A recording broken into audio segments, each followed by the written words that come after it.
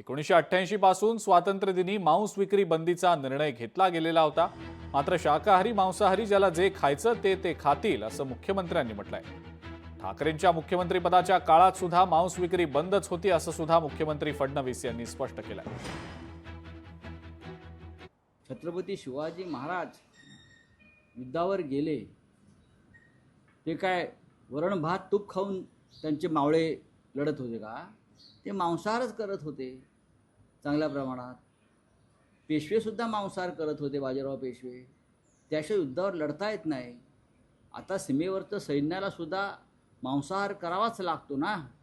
वरण भात तूप पोळी खाऊन, श्रीखंडपुरी खाऊन नाही युद्ध लढता येत। तुम्ही महाराष्ट्राला नपुसंक करताय, नामर्द करताय। देवेंद्र फडणवीस, हे फतवे मागे घ्या। तुम्ही मराठी माणसाची संस्कार आणि संस्कृती खतम करताय।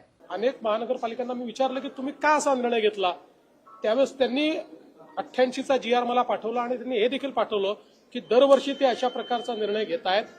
अगदी उद्धव ठाकरे मुख्यमंत्री होते तेव्हाही त्यांनी घेतलेल्या निर्णयाची प्रत त्यांनी मला पाठवली, जी तुमच्याकडे मी कधीही त्या ठिकाणी देऊन देईल।